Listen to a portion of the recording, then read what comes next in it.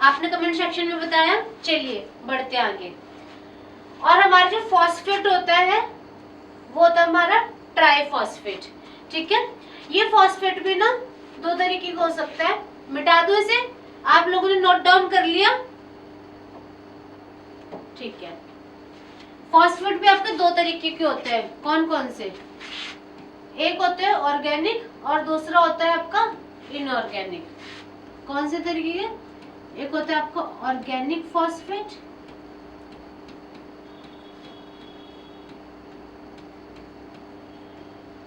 दूसरा होता है आपका इनऑर्गेनिक फॉस्फेट। ठीक है,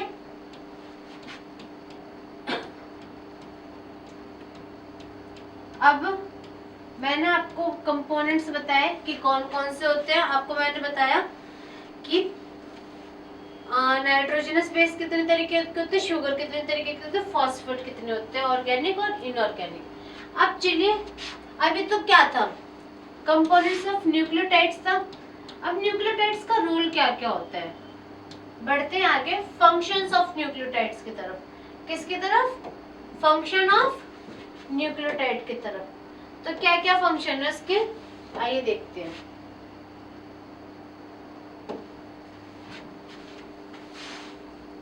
फंक्शन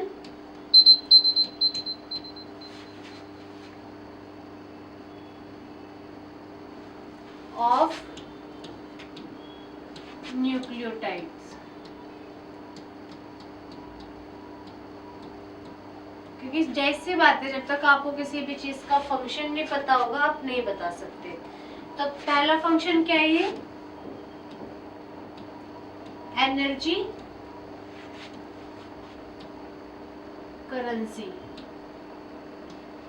पहला फंक्शन क्या है कि एक एनर्जी की तरह आपको एनर्जी प्रोवाइड करता है, क्योंकि एनर्जी में हमारी बॉडी में एनर्जी करेंसी क्या है बच्चों? एटीपी। एटीपी की फुल फॉर्म एडोनिन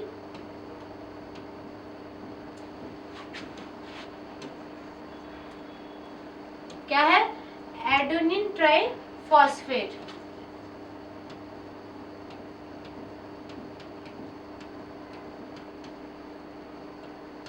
ट्राइफॉस्फेट। तो इसमें एडेनिन आया ना,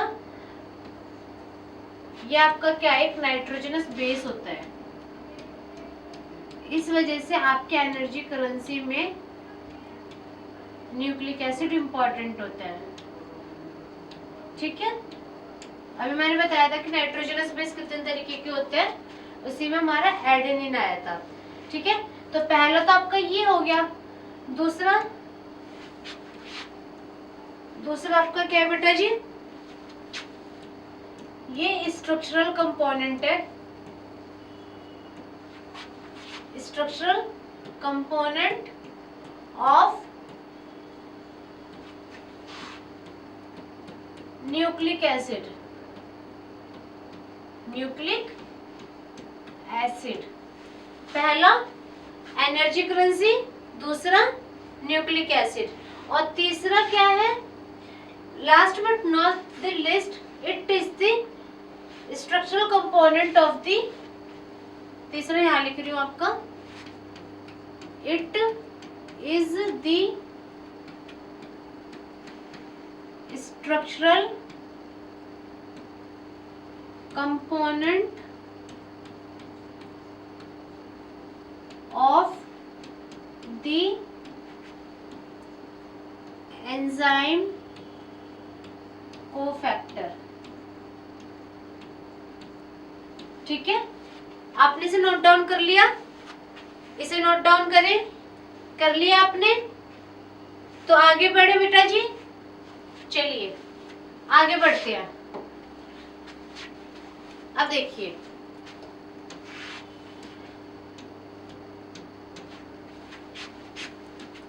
न्यूक्लिक एसिड है। क्या है?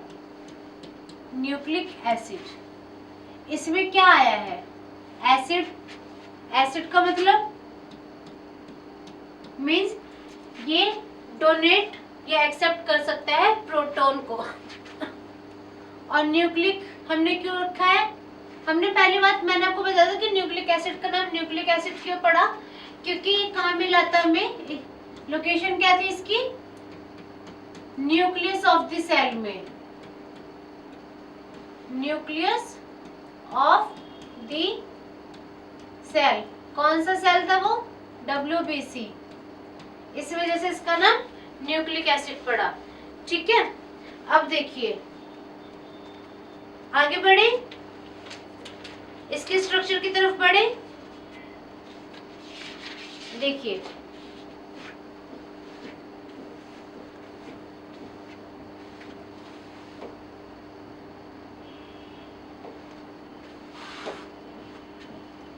ये आपको करवा दिया, ये हो गया, ये हो गया। What is nitrogenous base, they are the building block of DNA। 4 तरीके के होते हैं, बता दिए मैंने आपको, एडेनिन, थायमिन, ग्वानिन, साइटोसिन। ठीक है, जो कि क्या बनाते हैं, they form the ring of the DNA ladder and are responsible for the genetic code that determine the characteristics of living organism. ये देखिए नाइट्रोजनस बेसिस की ये क्या है, स्ट्रक्चर है। क्या है बेटा जी, ये नाइट्रोजनस बेसिस के स्ट्रक्चर है। ठीक है, अब ये देखिए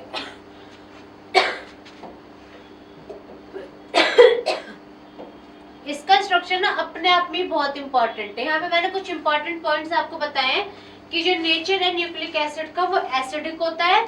दूसरा जो इसका नॉमेनक्लेचर पढ़ा था, किसके बेसिस पे पढ़ा था, शुगर के बेसिस पे, ये मैं आपको ऑलरेडी बता चुकी हूँ।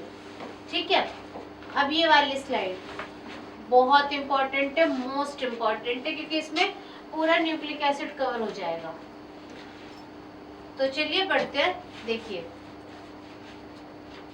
जो भी मैंने आपको 3 कंपोनेंट्स बताए थे, कौन कौन से, first one is the nitrogenous base, second one is the sugar और third one is the phosphodiester bond, जो कि हमारा तीसरा कंपोनेंट था फॉस्फेट। क्या था, फॉस्फेट। अब देखिए जो नाइट्रोजनस बेस है ना, ये बेटा जी स्लाइड कौन सी है, ये फंक्शंस ऑफ द कंपोनेंट की स्लाइड है। फंक्शन ऑफ द कंपोनेंट्स, कि ये जो भी हमारे न्यूक्लिक एसिड्स में जो भी हमारे कंपोनेंट्स होते हैं ना, उन सबका क्या क्या फंक्शन होता है। ठीक है, तो जो नाइट्रोजनस बेस होता है उसका फर्स्ट फंक्शन है एब्जॉर्बेंस का, यूवी लाइट को एब्जॉर्ब करने का। ये मैं डिटेल में आपको करवाऊंगी, अभी आप यहाँ पे देखिए। सेकंड फंक्शन है प्लेनैरिटी, किसका, प्लेनैरिटी का। ठीक है, ये दोनों फंक्शन किस वजह से है, कौन कौन से बेटा,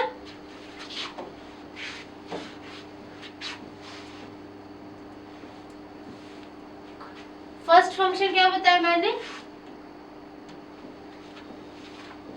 first function is the absorbance और second function is the planarity. ये दोनों फंक्शन किसकी वजह से होते हैं,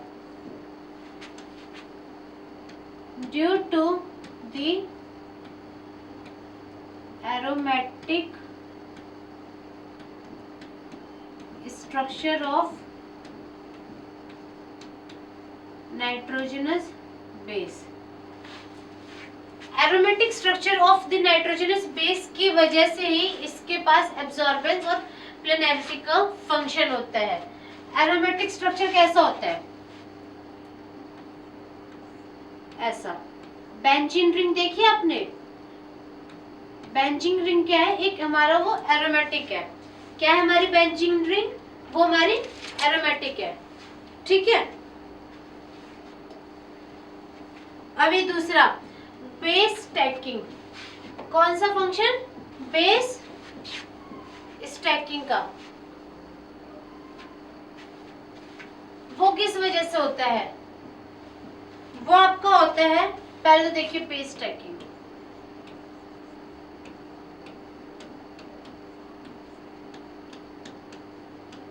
जिसका दूसरा नाम भी होता है हाइड्रो हाइड्रोफोबिक इंटरेक्शन। क्या दूसरा नाम होता है इसका?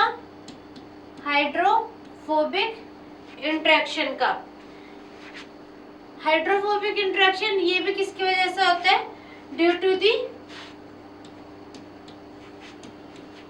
To the benzene ring.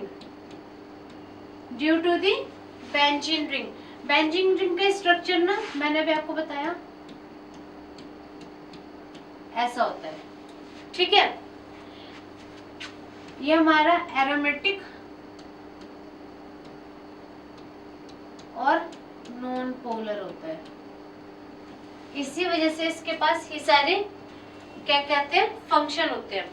इसका चौथा फंक्शन होता है कि यही नाइट्रोजनस बेस के बीच में हमारी हाइड्रोजन बॉन्डिंग बनती है। डीएनए और आरएनए में हमारी क्या होती है? हाइड्रोजन बॉन्डिंग होती है। वो हाइड्रोजन बॉन्डिंग किसकी वजह से होती है? सिर्फ और सिर्फ इसी बेंजीन रिंग की वजह से, ठीक है। ड्यू टू दी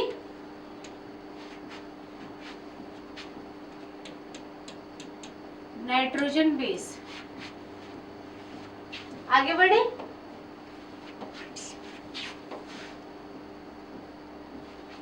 अब देखिए शुगर के क्या क्या फंक्शन होते हैं। हमने नाइट्रोजनस बेस के फंक्शन देखे, अब शुगर के function. First is the non planarity. Non planarity का मतलब होता है बेटा कि जो हमारा शुगर जो हमारा डीएनए होता है ना, आपने उसे देखा होगा कि वो क्या होता है? कॉइलिंग करता है। यूं उसमें मेजर और माइनर ग्रुप किस वजह से बनता है? कि वो अपने आप को रोटेट करता है। 3D स्ट्रक्चर के लिए देखा है ना, वो इसी की वजह से रिस्पॉन्सिबल होता है। ये नॉन प्लेनैरिटी किस लिए रिस्पॉन्सिबल होती है? रिस्पॉन्सिबल फॉर दी 3D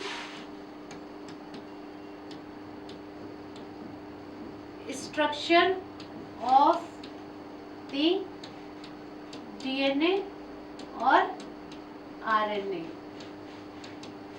इसी की वजह से ही सिर्फ और सिर्फ शुगर मॉलिक्यूल की वजह से ही हमारा जो डीएनए वो कॉइल करता है, ठीक है। Second one is the chirality. Chirality means क्या होता है? अब देखिए ये मेरा एक हाथ है, ठीक है, ये मेरा दूसरा हाथ है। मैंने इसे उठा के यूं रख दिया। अभी जो मेरे दोनों अंगूठे हैं ये क्या है? सुपर इम्पोज नहीं हो पाए, मीन्स इनका नेचर कैसा है? कायरल, ठीक है। इसे अगर मैं और इजी लैंग्वेज में आपको समझाऊं तो देखिए, फॉर एग्जाम्पल ले लीजिए आपकी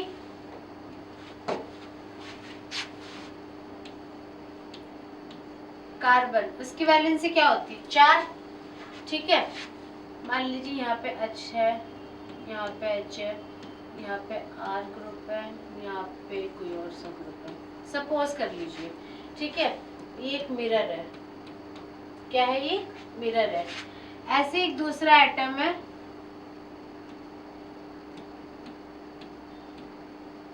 यहाँ पे H है, यहाँ पे R है, यहाँ पे CH3 है, यहाँ पे H है। इसे उठा के आप इसके ऊपर रखेंगे तो क्या है? ये सुपर इम्पोज हो जाएगा? नहीं होगा। तो कायरलिटी मीन्स कि जब आपके एटम के चारों तरफ के जो मॉलिक्यूल्स है वो अलग अलग हो, आप उसे क्या कह सकते हैं कि वो आपका कायरल है। ग्लाइसिन जो होता है वो आपका अकायरल इन नेचर होता है, वो कायरलिटी शो नहीं करता, ठीक है। अब third one is the phosphodiester bond. Third one कौन सा आपका किस लिए रिस्पॉन्सिबल है? ये फॉस्फोडाइस्टर बॉन्ड के लिए। ये पहला था, दूसरा और ये तीसरा। अब फॉस्फोडाइस्टर बॉन्ड किसके और किसके बीच में बनता है? 3' OH और हमारा जो फॉस्फेट ग्रुप होता है उनके बीच में हमारी फॉस्फोडाइस्टर बॉन्ड बनती है। जैसे कि मैं आपको स्ट्रक्चर दिखाऊं तो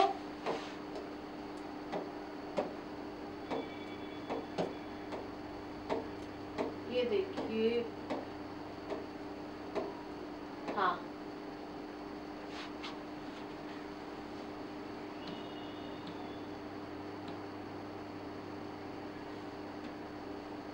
ये देखिए, यहाँ पे एक फॉस्फेट आके लगेगा, ये फर्स्ट प्राइम, सेकेंड, थर्ड, यहाँ पे हमारा OH होता है और यहाँ इसके बीच में एक शुगर मॉलिक्यूल ऐसे और लग जाएगा।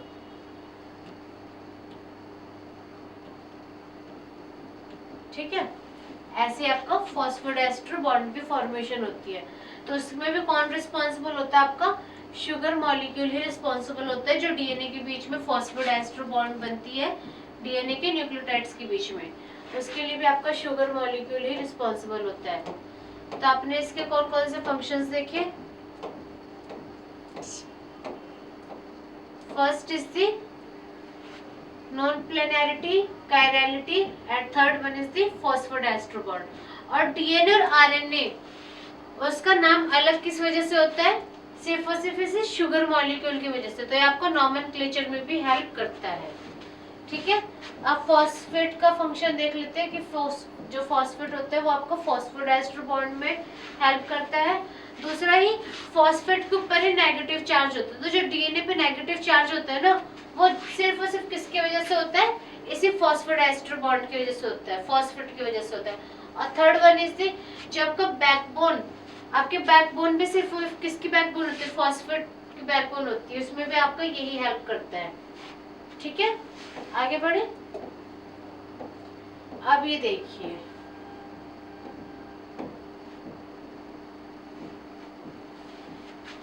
तो मैंने आपको कौन कौन से कंपोनेंट्स बताए?